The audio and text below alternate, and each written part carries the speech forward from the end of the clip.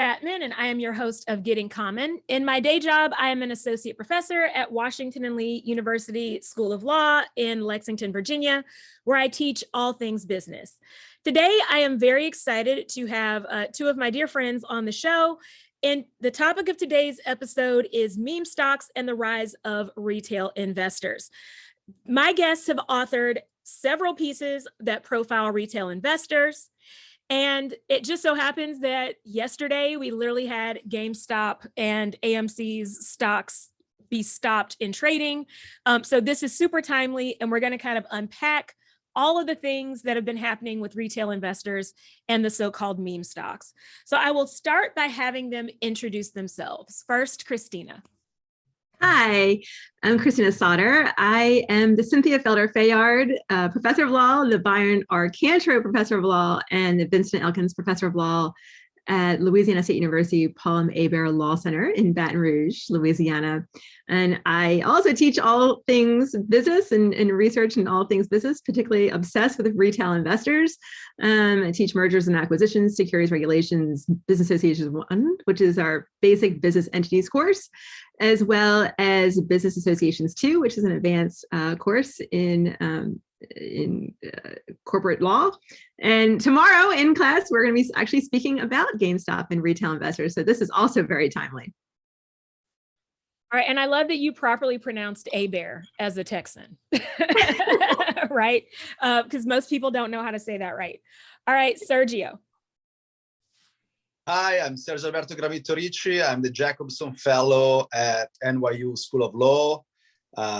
Before joining NYU, I taught corporate law at Monash University in Australia and at Cornell Law School.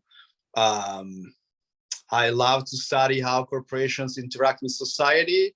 I co-authored a book titled Citizen Capitalism, How a Universal Fund Can Provide Influence and Income to All. And now I'm focusing on shareholders. Awesome. So I'm glad I've had this awesome group of corporate experts, with Sergio lending us the international perspective, in case you can't tell by his accent. And we are going to talk today about retail investors. And I would love for Christina to help us set the stage. Explain to us how you and Sergio have defined retail investors. And then, let's explain for everyone the term that you coined in your scholarship, wireless investors. All right, so without getting really too technical here, retail investors are non-professional investors who are human beings like you and I. They're people who are investing themselves. And we refer to retail investors in our work really specifically to mean individuals, non-professional investors who are buying and selling shares directly of corporations in the stock market. And as you said, we coined the term wireless investors in our work. Wireless investors are retail investors who are using Robinhood and other trading apps like Robinhood, those non-commission, commission-free trading apps. And they're also sourcing information online, including especially on social media. And they're typically coming from the millennial and Generation Z generations.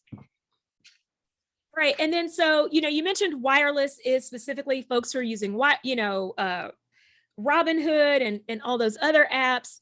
What has happened with these folks who are using these apps over the last years that makes your paper so relevant and this topic so relevant? Okay, well, a lot has happened. So really significant events have occurred since 2020, really since lockdown, since the pandemic lockdowns were occurring. So first off, we saw a significant increase in the number of brokerage accounts being opened by retail investors.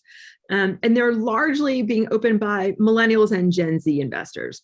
So, for example, in 2020, estimates were that there was about 10 to 17 million new individually owned brokerage accounts. And these are largely on Robinhood and other trading platforms like Robinhood. And I see your eyes getting really wide, Carliss, and it's even bigger in 2021. So in the first 8 months of 2021, so January to August of 2021, there was approximately 20 million new individually owned brokerage accounts being opened. So among other things, made many people coin 2021 as the year of the retail investor. We also, as I've already alluded to, we saw millennials and Gen Z gathering online in places like Reddit, particularly the Wall Street Bets subreddit, on Twitter, on Facebook, on Discord, on all different types of social media sites. They're sharing information, they're coordinating their actions. We saw them come together in early 2021 and invest in GameStop and force a short squeeze in GameStop. We saw them investing in AMC Entertainment. We saw them investing in other so-called meme stocks. They ended up with really significant holdings in these companies, in AMC and in GameStop. For example, just very recently, the CEO of AMC, Adam Aron, announced that retail investors own over 90% of the outstanding shares of AMC now. So this is obviously huge. In fact, retail investors, as you know, I think saved AMC from bankruptcy due to the fact that they were in late 2020 and in 2021 buying share offerings that AMC made. So we just, in the last couple of weeks, saw AMC do a very interesting diversification move. It purchased a stake in a mining company, of all things, Hycroft Mining, which is obviously completely different from movie theaters. I think at first there were some mixed reactions to that, kind of a little bit confusion, but investors really seem to have embraced that. They seem to be, at least from social media, very confident in Adam Aron and very confident in the decisions that he's making. We're seeing AMC stock going up, also Hycroft Mining stock going up. And Hycroft, by the way, wasn't performing very well when they made that move, or that purchase. Last week, Ryan Cohen, the chair of GameStop, purchased an additional 100,000 or so shares of GameStop, which is obviously a big purchase and a vote of confidence in GameStop stock. And so we saw a huge amount of trading in AMC and in GameStop yesterday. And as you also said, due to the significant amount of volatility, trading was halted in both companies. So there's been a lot going on. We might want to break it down a little bit further as we go on. Now, Sergio, why are these investors significant? I think when the meme stocks first started, and when like Dogecoin and all the stuff on social media was being posted, I think a lot of folks didn't take them seriously, right? A lot of folks were like, oh, these are just kids playing around with, a few $100s or their stimulus money. Like, this isn't going to be a trend. So I'd love for you to like kind of more elaborate. Who are these people? Is it significant? Is this just a trend? I think it's super significant. If we look at each of these investors, taken individually, these investors have very small amount of shares. So their power is not particularly relevant. But taken together, and what is really important here is the collective dimension of this phenomenon. Taken together, these investors pack an enormous power, both on financial markets, but it can also bring this power to corporate governance. So some important, facts to keep in mind are that millennials and Gen Z generations make up for more than half the population of the planet. So we are talking about very large amount of people, right? First of all. Second of all, they have, collectively speaking, they have and soon will have an important fiscal power. According to a 2019 Coldwell Banker report, millennial wealth will increase 5 times by 2030, as they will inherit about $68 trillion, right? So let's imagine the relevance that this wealth can have if these generations bring that money to the markets. Gen Z are also increasing their fiscal power enormously with an income that is that will make up for probably about 70 trillion by 2040. Wow. Okay. So when we think about a fiscal power that these people have, that this generation have, it is clear to us that if they act collectively towards predetermined goals, they can really make a difference.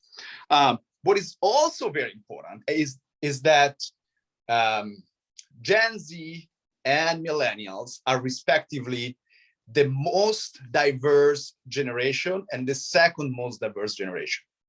This means that as they bring their power to the markets, as they bring their powers to corporate governance, they bring all the values, principles, experiences that their diversity provide them, right? So when we look at what's happening, we have to keep in mind the collective dimension of the phenomenon. But this phenomenon has two layers. One layer is the collective dimension, as I said. The other one is the characteristics of each individuals and the ability of each individual to bring their own characteristics to the table and to make them count, both on financial markets and in corporate governance. Now what was interesting about the GameStop and the AMC trend, Christina mentioned the short squeeze that they caused last year. They deliberately invested in companies that were failing. They don't seem to care about shareholder wealth maximization, as we say, in the corporate world. They aren't reading analyst reports and the things that we are told we should care about when we invest in the market. So what are their goals and where are they finding their strategy? And either of you can answer.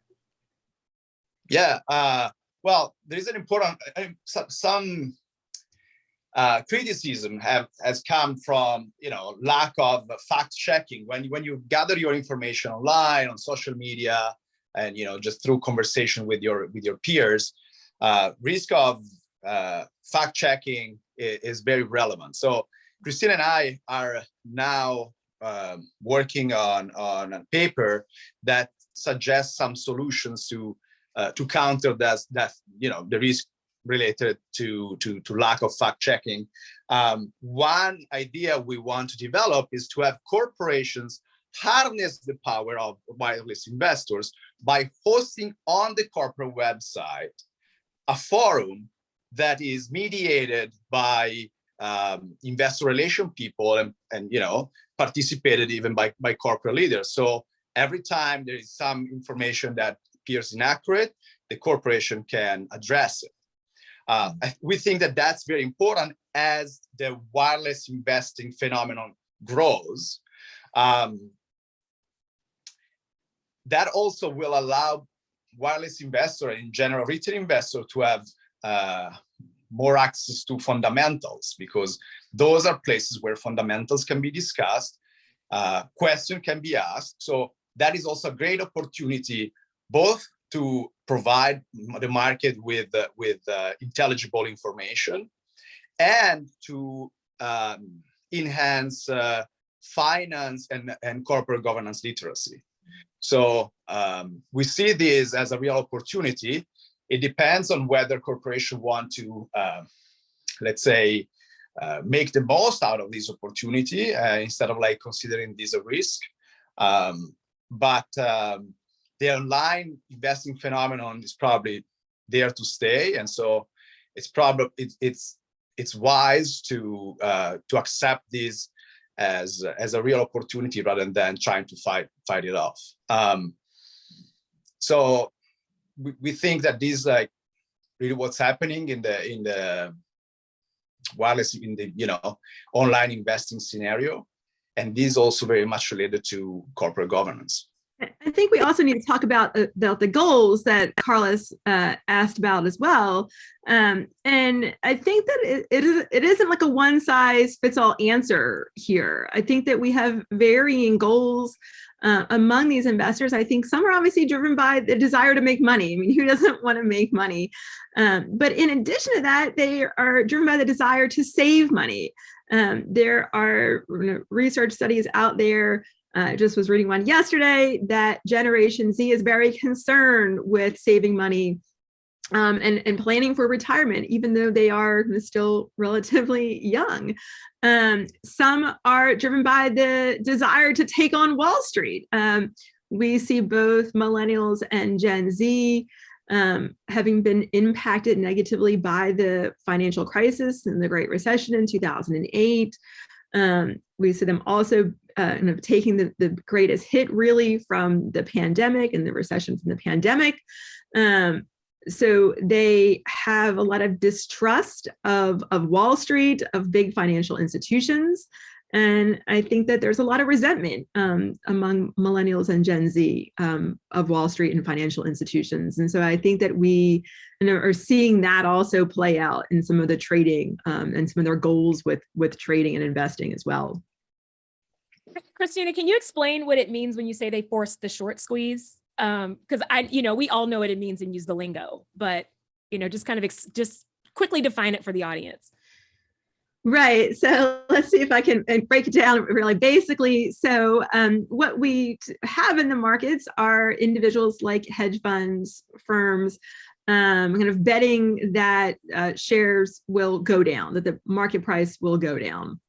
And so what they do is they go and they borrow shares from brokers, and they sell those shares, and they're hoping that the shares price will go down, and then they're going and they're going to repurchase at the lower price, make that difference up. So they purchased high, and they're going to or they purchased they borrowed the shares and then sold high, and then they are selling, hopefully they're selling them in the stock market, and then they're going to repurchase, hopefully lower, and then they're going to make up that difference, and that's what they're hoping. What was happening though is that as retail investors were piling into GameStop, they're pushing the stock price up. So when the short sellers were hoping that the price was going to go down, the price was actually going up. And at some point, they have to return their borrowed shares or pay more money to kind of keep them out on loan. And so they were going to have to go out into the market and buy those shares. And essentially happened with investors who were going out and forcing the price up, or forcing the short sellers to go and purchase the shares at a higher price. And so what we saw were hedge funds losing kind of millions of dollars in January of late January of 2021. Hopefully that isn't too confusing. No, I think that really helps, because I think it speaks to the motivation and the distrust of Wall Street that this Gen Z and kind of, I guess we should call them young millennials, the young millennial, Gen Z, and maybe all millennials have. And it speaks to their investment strategy, and it speaks to some of the governance moves that they're pushing. Right. They have a distrust of Wall Street, so they want to force these companies or these hedge funds and others who are betting against companies, they wanted them to feel some of the pressure, right, while they also were able to make some money on their own by investing in GameStop. Absolutely. I don't know if you had a chance to see this morning in the deal book email, I read, and I'm gonna quote a sentence from it. Ackman has permanently retired from activist short selling, which he described it as the noisiest form of activism. So I think something is changing in the short selling scenario as well, which I don't know whether it's possibly a consequence of the GameStop saga, or raising awareness of both other values that are now informing corporate governance, and as well as trends on financial markets. But I found that particularly interesting to read this morning. I found Deal Book today very, very interesting to read. You know, what I find interesting when I teach BA and I talk about the concept of short selling, it's something that students who don't have business backgrounds find to be inherently unfair. Right. You know, and they're like, I don't have the capital and the ability to do that. Like, is that what's going to happen with my 401k when I graduate? Like, you know, the idea that people are allowed to use the market and kind of literally gamble is how the students feel about it. And I think the fact that that was a strategy that the younger people used in their retail investing was to kind of stick it to these people who are short selling, just shows how people think it's inherently unfair. And I wonder if it's going to not be able to be a strategy anymore. Yeah. I think that, and there's obviously a huge pushback among retail investors, at least online, about that. And there's a concern that the shares that they've purchased and that they, you know, are holding on to for the long term are being lent out by their brokers. And in order for those brokers to, you know, make money off of that, and in order for short sellers to then, you know, sell the shares and then purchase them and also make money. You know, the other thing that frustrates my students in business associations classes is when they learn about how little power shareholders have, particularly like a little individual shareholder, you know, and I'm teaching them about, you know, hedge funds and their retirement funds and like, you know, those accounts, and kind of explain to them when you get on E-Trade or you get on Robinhood, you know, you might be buying a fraction of a share or a little share, and that share doesn't come with many votes and all those things. They find that to be inherently unfair. But with GameStop and AMC last year, it seemed that shareholders could actually do more and could collectively do more by speaking on Reddit with each other, speaking on Twitter, and coming up with strategies. So I'd love to talk a little bit more about corporate governance and go back to the basics a little bit. Sergio, can you explain to us why is it that shareholders in the normal scenario don't have much power? Well, thank you, Carliss. I think that's a very important point. And as you just said a second ago, it depends on what shareholders we are looking at, right? Or as I mentioned a few minutes ago, if we look at, you know, the power that Bill Ackman has on the market, that is a shareholder who definitely has power, who can, you know, make the real difference. But when we look at retail investors, there are some, let's say, good reasons why they have not engaged with corporate governance so far. And perhaps there are some good reasons why they can engage with corporate governance now. But let me sort of like make a step back. So first of all, we need to keep in mind that the ownership structure of the market, like we have institutional investors that hold about 70% of the shares in American public corporations, and vote most of the shares. So statistics, I read statistics about 80% of shares held by institutional investors are voted. Some statistics are more about like 90% of the shares, but let's say, you know, the vast majority of shares held by institutional investors are voted. And there are some specific reasons, we don't get into that now, but there are some specific reasons why these shares are voted. When we look at retail investors have about 30% of the shares, you know, collectively speaking, of course, of the shares in US public corporations, and they actually don't even vote shares. So this is like a circular issue, right? Why don't they vote their shares? So they don't have, like, one of the reasons why they don't have power is because they actually don't even vote their shares. But there is a reason why they don't vote their shares, right? First of all, because they know that most of the shares are held by institutional investors. And because, as we say in the lingo, they experience what is called rational apathy. In other words, they are better off, let's say the costs, the cost associated with keeping informed, getting informed, and voting shares exceed the benefits that retail investors who own small amount of shares in a corporation can obtain, right? There is also another phenomenon which is very much related to that, which is, you know, typically referred to as free ride, which is basically saying, why should I bother voting and being informed and you know, bear these costs when somebody else is going to do that and is going to do that on an informed basis, And so I can just take a free ride on the activity and the cost that another entity or another person is bearing, right? It's a free ride, right? So there are reasons why retail investors are basically disempowered. Some of these reasons very much depend on collective action problems.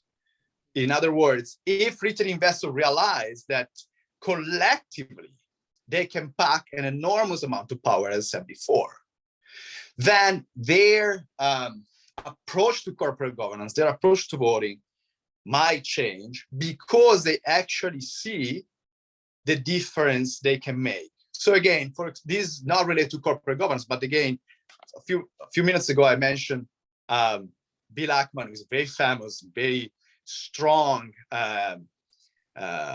hedge fund person, saying, I want to abandon short selling. Again, I don't know whether there is any causation between the GameStop phenomenon, the power that retail investor showcased, and this decision. Perhaps not, but what I can see is that the voice of retail investors now arrives to way more people. It is very impactful. It can be inspiring for other people to decide to follow suit, take part in corporate governance, put in some time in being informed, put in some time in voting their shares, especially now that technologies support much easier access to direct holding of corporate shares, and hopefully much easier access to voting through virtual shareholder meetings and easier access to information about corporations. So there is a lot to be said there, but I guess in short, it's rational that they have not engaged with corporate governance so far, that retail investors have not engaged in corporate governance so far. It's probably rational that they start engaging from now on, because now there really are the right tools to engage with the corporate sector. Now, how have retail investors so far helped to change this landscape? And I'll kick it to Christina on that one. You mentioned some of the policies that AMC has taken on, some of the acquisitions, and how the new shareholders trust them, how much of AMC is owned by retail investors now, how much of GameStop is owned. And so what have they been able to do by focusing on these two companies so far? Well, I think here we have to make a distinction between just your traditional retail investor and wireless investors. I really think that the bulk of the investors that we see in GameStop and in AMC are of those kind of wireless generations, of the millennial and Gen Z generations, most likely.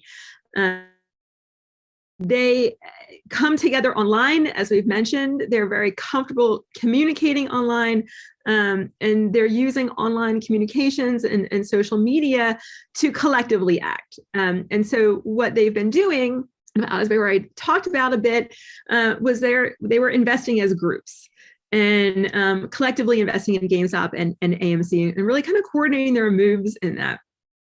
Now, with respect to corporate governance and changes that they are beginning to be able to implement, we are also seeing them come together online and discuss voting and discuss how they're going to be voting at shareholder meetings.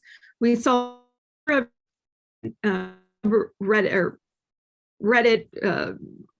forums being opened, talking about how they're going to vote, about voting, about encouraging others to vote in the meetings last year. And we also see them talk about governance issues. So, for example, what we saw was that AMC took a share authorization vote off the shareholder meeting agenda last year after really significant pushback online from shareholders. It hadn't even gotten to the shareholder meeting yet, And there was just an uproar on Twitter and on Reddit and on different social media venues about the share authorization vote. And so a couple weeks before the shareholder meeting last July, AMC just took it off the agenda and said, we're not even gonna have you all vote on this. Like, forget it. As a result, now AMC really has hardly any shares left authorized that are unissued. So it has very little room to kind of maneuver there. And so for your listeners, and typically what happens is that in a company's author certificate of incorporation or articles of incorporation, which is like their kind of constitution, they will have a significant number of shares that are authorized, but not yet issued. And it's within the board's discretion to go ahead and issue those shares as long as they're authorized within the certificate or articles of incorporation. And it gives them some room to maneuver. It gives the board of directors some room to maneuver. If they don't have enough shares authorized but unissued, then the board of directors doesn't have a lot of shares with which to work, can't raise as much money, and things along those lines. So that's just some things that we are beginning to see going on with respect to AMC, and with respect to GameStop. They also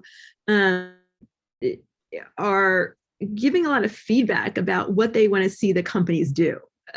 So the kind of products that they want to see the companies engage in and sell. And there's a lot of push for AMC and GameStop to actually team up and work together. And so we're seeing that, I think, also unfold as well. Now, this is totally a little off script, but I did skim y'all's article this week about stakeholders. And so I want to just, and Anat has been a guest on the show as well. And so, I'd love to hear what y'all think about whether this rise in retail investors and wireless investors can help bring about stakeholder theory. Like, is it going to force corporations to care about more stakeholders simply because these wireless investors are doing so?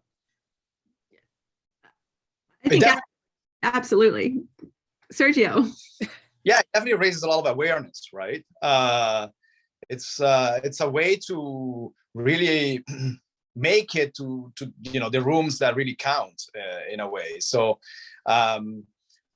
we think that a lot can be done by shareholders. Shareholders can be great advocates of stakeholders' necessities, goals, and need for protection. We also think that there are different layers, different levels. So what shareholders can do should not prevent policymakers from actually intervening and providing new forms of legislation that actually protects stakeholders better, protects the environment better, protects society better.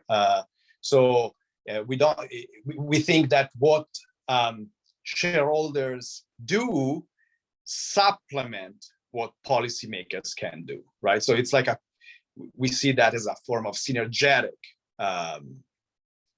endeavor.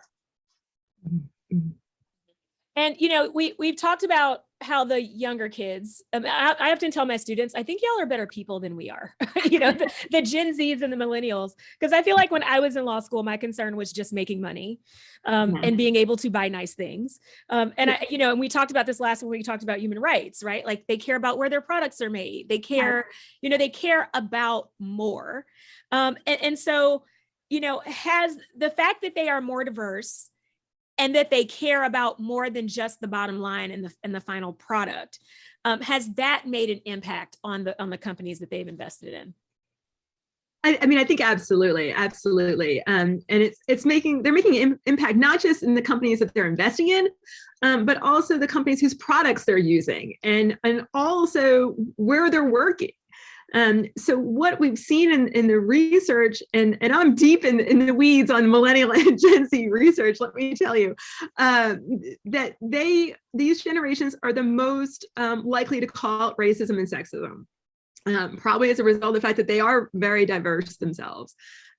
They're not afraid to engage in cancel culture, right? They're not afraid to cancel companies or cancel leaders when their actions aren't lining up with stated values. And so that will go along with investing, of course. They have an expectation that companies are going to take action and are going to step in and fill gaps where the government hasn't taken action. And there's an expectation also, the research says, that millennials and Gen Z are expecting companies to take action before the government tells them to do so. And so they really want, I think, companies to be first movers. And so there's a pressure on companies from millennial and Gen Z generations regarding that. You kind of alluded to this, that Gen Z considers themselves citizens of the world, not just citizens of their specific country, but citizens of the world. They're also what we call collectivists. So they believe that they can be part of a social movement, even if they're only participating online. And then also along those lines, and this is, I always kind of find this statistic shocking as part of the Generation X, but Gen Z doesn't differentiate between the friends that they're making online and the friends that they're making in person, in real life. And so that, I think, is also impacting how they interact with companies and the pressure that they can put on companies. And it's also impacting how they gather online. They're very comfortable speaking about their investing online, and it's about speaking about their finances online. So it's no longer taboo for these generations to talk about finances online, whereas with older generations, we kind of really shied away from that and thought it was a taboo thing to talk about as well. I alluded to them being negatively impacted by the financial crisis, by the Great Recession, by the pandemic, and they're very concerned.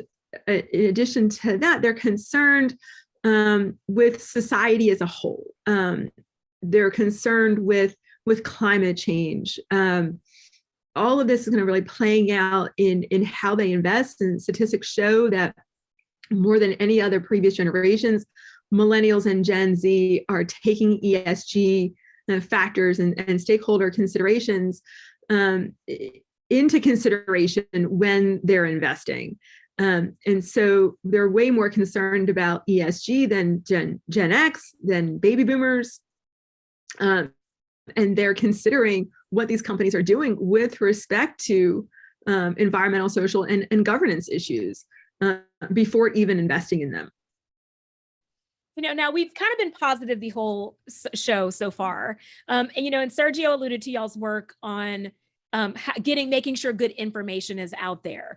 Could y'all talk about what the risks are of investing in trendy meme stocks, of just going on Twitter, going on Reddit, and opening your Robinhood account and just buying whatever someone on Reddit or Twitter told you to buy today? Right. Well, I mean, there's obviously several risks. I think one is a risk of a lack of diversification, right? That's always an issue if you're putting all of your eggs or most of your eggs in one basket. So if you're putting all of your money in AMC or GameStop or whatever the trendy stock is of that particular day, there's a risk with that. And these meme stocks are highly aggressive. If you're looking at your kind of pie chart on whatever your app is, it's gonna, if you're just investing in AMC and GameStop and these kind of so-called meme stocks, you're gonna have a very aggressive portfolio. Another issue is, of course, kind of following others into these stocks and really herding into the stocks, as opposed to looking at the companies yourself and making your own financial decisions and what works for your particular portfolio of investments. So what works for me may not work for you. And I think that people need different diversification within their portfolios for different reasons. And I think relatedly, there's an issue of emotional investing. I think that this is always really present with retail investors, but it really seems to be more of an issue with wireless investors because of their values, because of the things that they feel so strongly. I think that there's a lot of sentimental investing, which isn't really based off of financials and the traditional things you think about when you're investing. So there are definitely a number of risks involved. Now, let's say you're just, a teenager with your allowance money, or a college student with like the leftover student loan payments, and you want to, like, you're looking on Reddit, you're looking on Twitter, and you're looking to invest. Where can you go to verify the information that you see on social media? I like to throw out details for folks about, we tell them don't use Reddit, don't use Twitter, please just don't rely on what you see on the internet. So just kind of throw out some resources of real concrete information about companies. Well,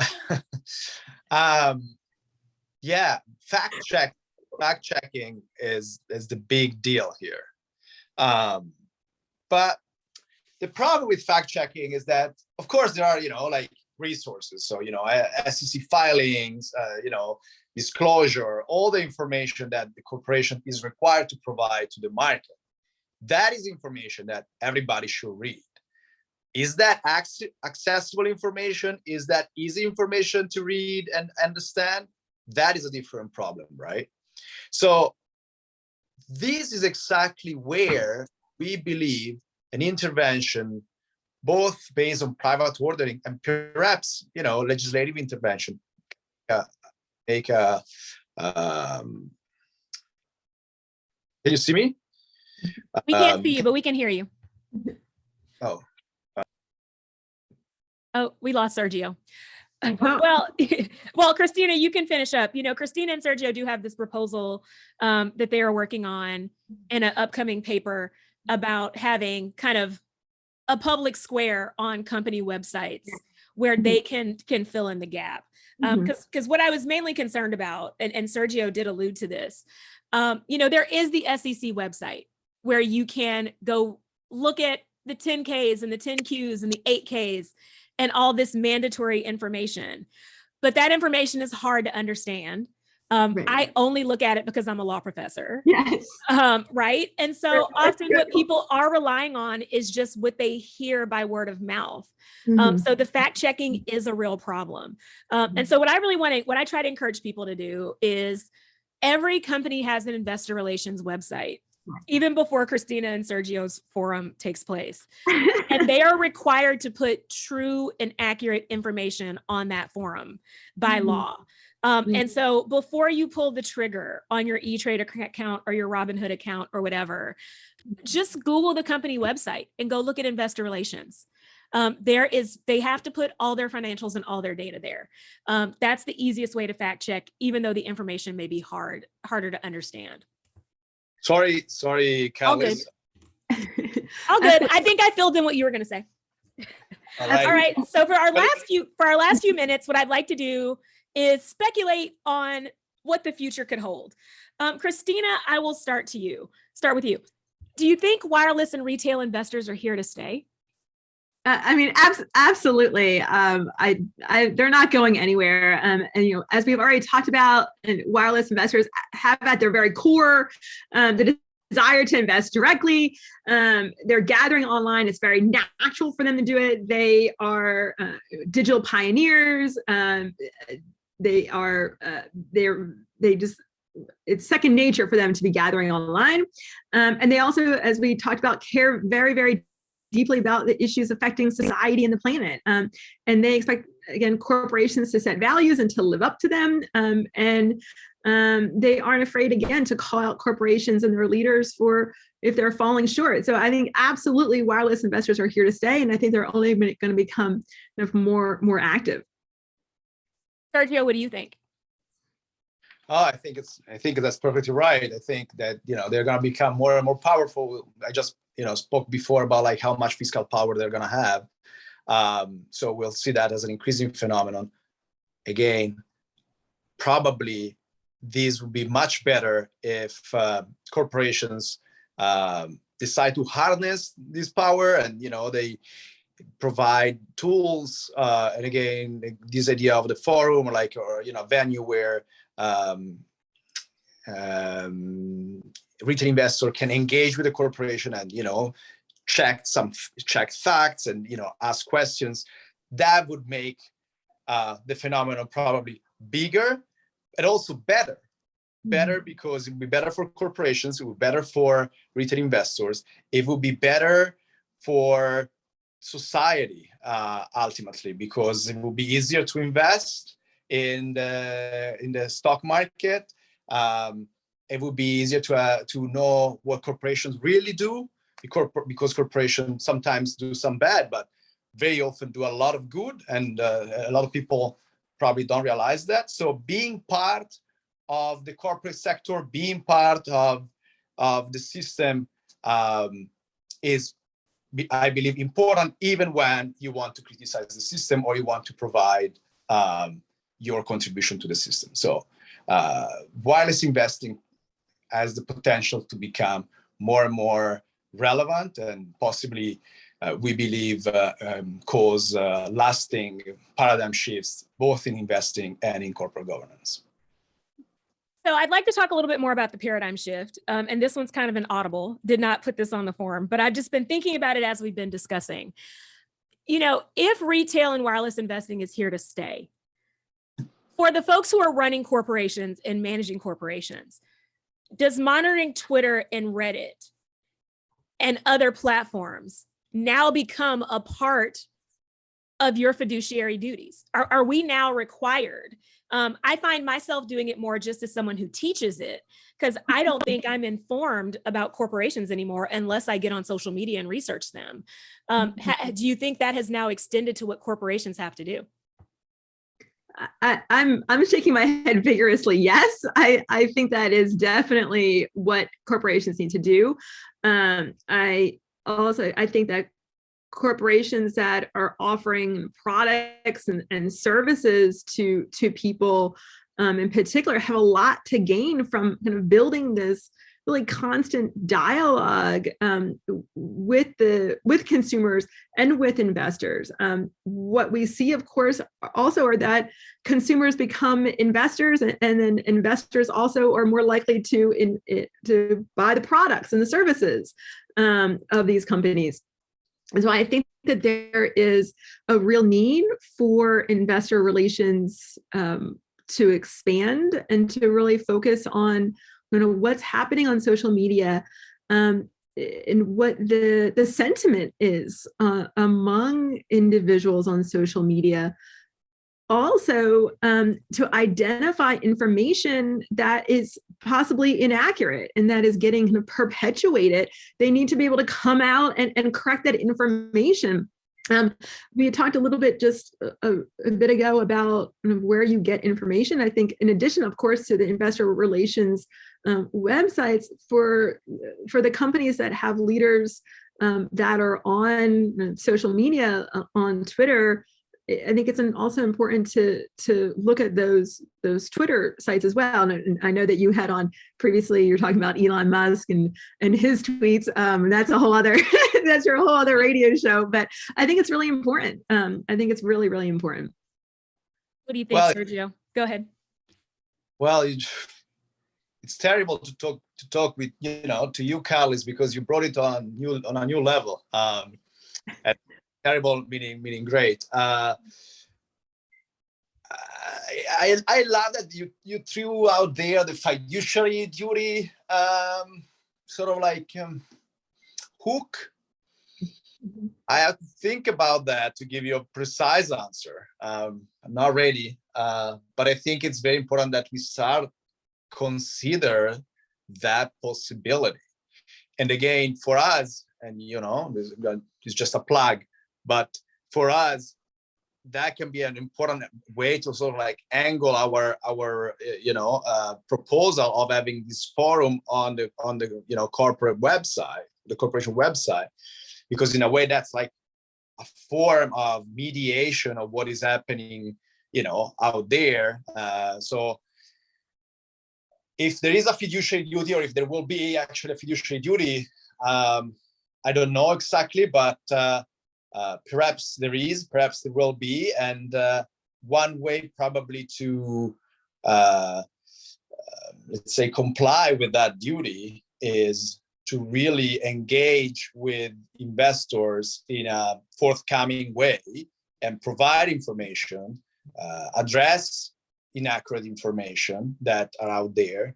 And so, for example, the forum we propose or similar initiatives can help with to satisfy that requirement. Mm-hmm. Yeah, because in asking the question, what I was thinking is, I'm an Xennial, so I'm like on the cusp of X and millennial, and I find I'm often like bridging the gap between the generations. And what I hear from people who are Gen X and older, and not all Gen X, but I would say old Gen X and then older than that, is I'm not getting on social media. I'm not paying attention to that. That's not real. That's just the young people. And I can see the day when there is information out on TikTok that is completely inaccurate, and a corporation is taking the old Gen X / baby boomer approach of ignoring all social media, and the stock price tanks. And then shareholders are filing a fiduciary duty lawsuit because it's like, why didn't you go out and correct the TikTok? Or why didn't you go out and correct the Reddit? Why did you let that false information sit out there and like waste my value, right? And lose my wealth. And that's kind of where I'm thinking. And I know that, I have friends who are running these companies who are like, I'm a serious company, I'm not on social media, right? Or I'm a serious person and I'm in my 50s. I'm not going to get on social media. And I question whether we can have that attitude. I absolutely agree with you. I think what we're seeing is millennials and Gen Z, they value transparency. And they want companies, they want individuals to be transparent with them, to be honest with them about what is happening. And they also want a more personalized user experience. And so what is being recommended by marketing companies, by PR companies, by investor relations is to engage with millennials and Gen Z by using kind of finfluencers, which you also have to be very careful about, because these finfluencers, they have very significant, number of followers, many of them, but you also have to be careful about the quality of what they're saying as well. But I think that we're seeing a shift in at least some companies beginning to use finfluencers, and even these finfluencers being appointed, at least in one case I saw, to the board of directors of a company. So I think that we're going to see a significant shift, and I wouldn't be surprised at all if this is being taken into consideration of fiduciary duties in the future. I'd never heard of a finfluencer. A financial influencer, a finfluencer. That's wow. I feel like, we missed the window. Like, we could just be famous on social media and like making tons of money. And instead, we write papers and books all day. Like, what were we thinking? We needed to be born like 10 years later so that I could be a finfluencer. Exactly. Yes, I would love to be a finfluencer. All right, Sergio, I'll give you the last comment because we've only got a few minutes left. Do you think all these changes are good? Do you think this is a positive? Oh, well, I think it's a positive, but it is like we also have to keep in mind a number of considerations when we discuss this. Like, there are problems related to competence when we talk about investing. There are problems related to gathering good information, as you stressed before. There are problems related to reckless investing and so on. So we have to be careful when we discuss like a phenomenon like this, because we also don't want an over politicized form of investing, probably. So I think it's a positive. I think it can bring a lot of good, both to financial markets and especially, I believe, to corporate governance. And what I really love about this is how inclusive this could be. Small interests allow people to participate in the system. So what is really positive of this phenomenon is that it makes the corporate sector and the system we live in more inclusive. Awesome. Thank you for that. Thank you, Sergio. Thank you, Christina, for joining me today on Getting Common. We actually have these conversations all the time. In addition to talking about bars and cocktails, which is our favorite conversation. But when we aren't talking about bars and cocktails, we are talking about corporate governance. If you ever miss an episode of Getting Common, you can catch the rebroadcasts anywhere podcasts are played, Spotify, Apple Podcasts, everywhere else. You can also hear the episodes on the Voice America Network, and you can watch on our YouTube channel. Feel free to send me emails through the show page or reach out on social media. I'm at Carliss C on all platforms. And next week, we will continue our conversations about tech, and we'll be talking about NFTs and cryptocurrency investing. So I'm really looking forward to that episode too. Thank you all for listening, and I will see y'all next week. Thank you, Carliss. Thank you, everybody. All right, awesome. All clear.